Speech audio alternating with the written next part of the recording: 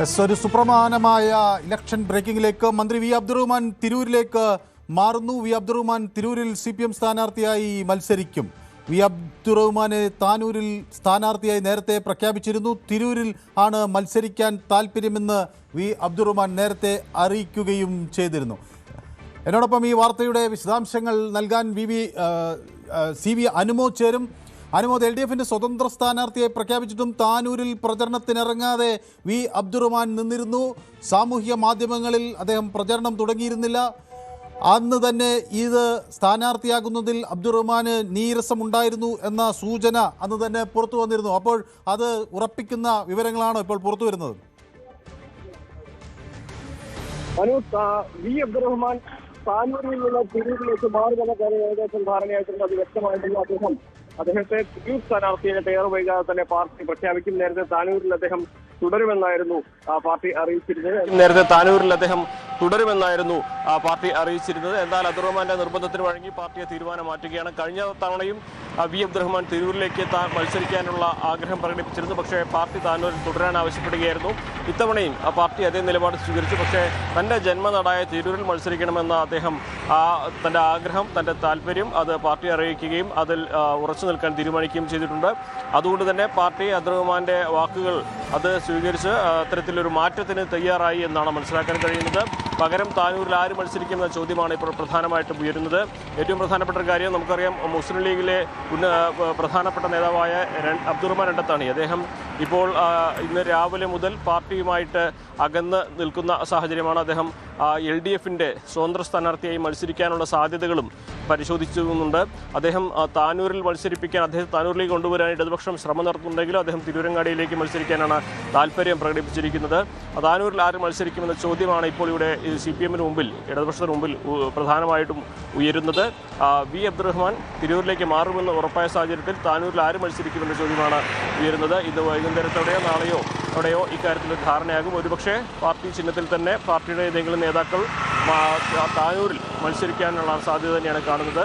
അതല്ലെങ്കിൽ അബ്ദുറഹ്മാനെ താനൂരിൽ മത്സരിപ്പിക്കാൻ, അതായത് അബ്ദുറഹ്മാൻ രണ്ടത്താണിയെ താനൂരിൽ മത്സരിപ്പിക്കാൻ ഉള്ള ശ്രമങ്ങൾ അത് ഇപ്പോഴും തുടരുന്നുണ്ട്. പ്രധാനമായിട്ടും അബ്ദുറഹ്മാൻ രണ്ടത്താണി ഈ ഒരു താനൂരിലേക്ക് വരാനുള്ള താല്പര്യം കാണിച്ചിട്ടില്ല എന്നുള്ളതാണ് പ്രധാനമായിട്ടും ഇപ്പോൾ അറിയാൻ കഴിയുന്നത്. തിരൂരങ്ങാടിയിലേക്കാണെങ്കിൽ അദ്ദേഹം ഏകദേശം മത്സരിക്കാൻ സന്നദ്ധനാണ് എന്ന തീരുമാനത്തിലാണുള്ളത്. പക്ഷേ അദ്ദേഹത്തെ താനൂരിലേക്ക് കൊണ്ടുവരാനുള്ള ശ്രമങ്ങൾ പാർട്ടി നടത്തുന്നുണ്ട്. ഇതിൻ്റെ ചർച്ചകൾ നടക്കുന്നുണ്ട്. ഇവിടെ ഉറപ്പിച്ചു പറയാൻ കഴിയുന്ന ഒരു കാര്യം, വി അബ്ദുറഹ്മാൻ തിരൂരിലേക്ക് തൻ്റെ മത്സരം മാറ്റുന്നു, തട്ടകം മാറ്റുന്നു എന്നുള്ളതാണ്. അദ്ദേഹത്തിൻ്റെ ജന്മനാടായ തിരൂരിലായിരിക്കും വി അബ്ദുറഹ്മാൻ ഇത്തവണ നിയമസഭയിലേക്ക് മത്സരിക്കുക. ഇതിൽ ഒരു കാര്യം വ്യക്തമാക്കുന്നു. ഏതായാലും ഈ അബ്ദുറഹ്മാൻ്റെ താല്പര്യം, അദ്ദേഹത്തിൻ്റെ എന്താണ് നിലപാട് എന്നത് മനസ്സിലാക്കാതെയാണോ ആദ്യത്തെ ഈ സ്ഥാനാർത്ഥി പ്രഖ്യാപനം വന്നത്? പിന്നീട് അദ്ദേഹം പ്രചരണത്തിനിറങ്ങുന്നില്ല, പിണങ്ങി നിൽക്കുന്നു എന്നൊക്കെ തരത്തിൽ സമൂഹ മാധ്യമങ്ങളിൽ ഒക്കെ വരികയും ചെയ്യുന്നു. സ്വാഭാവികമായും ഇപ്പോഴിത് അവസാന ഘട്ടത്തിൽ സമ്മതിച്ചു കൊടുക്കാനുണ്ടായ സമ്മർദ്ദതന്ത്രം എന്തായിരുന്നു അനുമോദ്? നമുക്കറിയാം, വി അബ്ദുറഹ്മാൻ മലപ്പുറത്തെ പ്രധാനപ്പെട്ട ഒരു ഇടതുപക്ഷ സ്വതന്ത്ര നേതാവാണ്. അദ്ദേഹത്തിൻ്റെ പിൻബലത്തിലാണ് താനൂർ ഇടതുപക്ഷം നേടിയത്. ഇടതുപക്ഷത്തിൻ്റെ വോട്ടുകളല്ല, അദ്ദേഹം സ്വന്തമായി നേടുന്ന വോട്ടുകളാണ് അവിടെ ഓരോ തവണയും ഇടതുപക്ഷത്തിന് തുണയാകുന്നത്. അത്തരത്തിൽ സ്വാധീന ശക്തിയുള്ള, സമ്മർദ്ദ ശക്തിയുള്ള ഒരു നേതാവാണ് വി അബ്ദുറഹ്മാൻ തീരദേശ മേഖലയിൽ എന്ന കാര്യത്തിൽ സംശയമില്ല. അപ്പോൾ അദ്ദേഹം അങ്ങനെ ഒരു ആവശ്യം മുന്നോട്ട് വയ്ക്കുമ്പോൾ പാർട്ടിയെ സംബന്ധിച്ച് പാർട്ടിയുടെ കരുത്തിൽ അല്ലാതെ നേടിയ ഒരു സീറ്റിൽ അവർക്ക് നിർബന്ധപൂർവ്വം ഒരാളെ മത്സരിപ്പിക്കാൻ കഴിയുന്ന സാഹചര്യമല്ല എന്നുള്ളതാണ് യഥാർത്ഥത്തിലുള്ള വസ്തുത. അപ്പോൾ വി അബ്ദുറഹ്മാൻ തിരൂരിലേക്ക് മാറുമ്പോൾ സ്വാഭാവികമായിട്ടും ഏറെക്കാലമായി ലഭിക്കാതിരിക്കുന്ന തിരൂർ കിട്ടാനുള്ളൊരു സാധ്യത കൂടി മുന്നിൽ തെളിയുകയാണ്. മാത്രമല്ല, പാർട്ടിയെ സംബന്ധിച്ച് വി അബ്ദുറഹ്മാൻ എന്ന വ്യക്തിയെ, തിരൂർ സ്വദേശി കൂടിയാണ് അദ്ദേഹം, മുമ്പ് തിരൂരിൽ നഗരസഭയുടെ വൈസ് ചെയർമാനായിട്ട് സേവനം ചെയ്ത വ്യക്തി കൂടിയാണ്. അങ്ങനെ ആ ബന്ധങ്ങൾ തിരൂരിൽ ഉപയോഗപ്പെടുത്താമെന്നൊരു തരത്തിലേക്ക് സാഹചര്യം മാറുന്നു. കാരണം അബ്ദുറഹ്മാന്റെ താല്പര്യമാണ് ഇവിടെ പ്രധാനമായിട്ടും പാർട്ടി കണക്കിലെടുത്തിരിക്കുന്നത്. പ്രത്യേകിച്ച് അബ്ദുറഹ്മാൻ പാർട്ടിക്ക് നൽകിയ, അല്ലെങ്കിൽ ഇടതുപക്ഷത്തിന് അവിടെ നൽകുന്ന പിന്തുണയും അദ്ദേഹത്തെ കൊണ്ട് പാർട്ടിക്കുണ്ടായ നേട്ടങ്ങളും കണക്കിലെടുക്കുമ്പോൾ അദ്ദേഹത്തിൻ്റെ വാക്കുകൾ പാർട്ടിക്ക് തള്ളിക്കളയാൻ കഴിയുന്നതല്ല. അതുകൊണ്ട് തന്നെ പാർട്ടി അദ്ദേഹത്തിന് വഴങ്ങുകയായിരുന്നു എന്ന് തന്നെ നമുക്ക് ഈ ഘട്ടത്തിൽ പറയാം. അതുകൊണ്ടാണ് അബ്ദുറഹ്മാനെ തിരൂരിലേക്ക് മാറ്റാനുള്ള അദ്ദേഹത്തിൻ്റെ ആവശ്യം പാർട്ടി അംഗീകരിച്ചിട്ടുള്ളത്. അനുമോദ്, ഇവിടെ നമുക്കറിയാലോ, കഴിഞ്ഞ തെരഞ്ഞെടുപ്പിൽ 985 വോട്ടിൻ്റെതാണ് ഭൂരിപക്ഷം. പരാജയ ഭീതി ഇതിൽ പറയാതെ പറയുകയാണോ?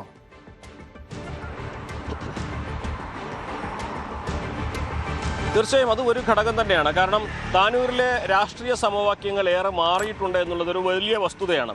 കഴിഞ്ഞ തവണ കൃത്യമായി UDF-ലെ വോട്ടുകൾ ഭിന്നിച്ച്, പ്രത്യേകിച്ച് പൊന്മുണ്ടം, ചെറിയമുണ്ടം തുടങ്ങിയ പഞ്ചായത്തുകളിൽ കോൺഗ്രസ് വോട്ടുകൾ ഭിന്നിച്ച് അബ്ദുറഹ്മാന് വലിയൊരു ശതമാനം സഹായമായി നിന്നിട്ടുണ്ട്.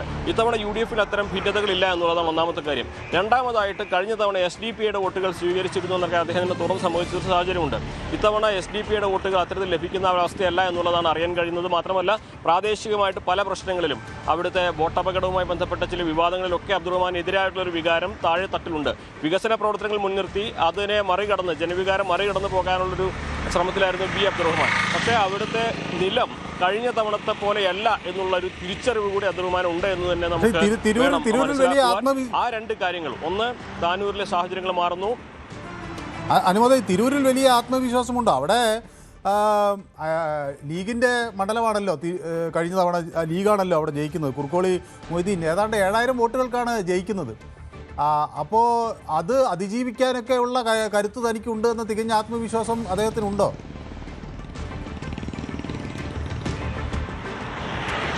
തിരൂർ അദ്ദേഹത്തെ സംബന്ധിച്ച് അദ്ദേഹത്തിന് സ്വന്തം വീട് നിൽക്കുന്ന സ്ഥലമാണ്, അദ്ദേഹത്തിന് ജന്മനാടാണ്, അദ്ദേഹത്തിന് ഏറെ ആഴത്തിൽ ബന്ധങ്ങളുള്ള ഒരു മണ്ഡലമാണ് തിരൂർ എന്നാണ് അദ്ദേഹം അവകാശപ്പെടുന്നത്. മുൻപൊക്കെ കപ്പിനും ചുണ്ടിനും ഇടയിലാണ് തിരൂരിൽ LDF-ന് വിജയം നഷ്ടമായതെന്നാണ് വിലയിരുത്തൽ. ഗഫൂർ പീലിസ് കഴിഞ്ഞ 2 തവണയും നല്ല പ്രകടനം കാഴ്ചവെച്ചെങ്കിൽ വിജയിക്കാനായില്ല. പക്ഷേ ഇത്തവണത്തെ സാഹചര്യം അബ്ദുറഹ്മാൻ വരുമ്പോൾ അവിടെ പാർട്ടിക്ക് കുറെ കൂടി ഒരു ഉണർവ് വരുന്നു.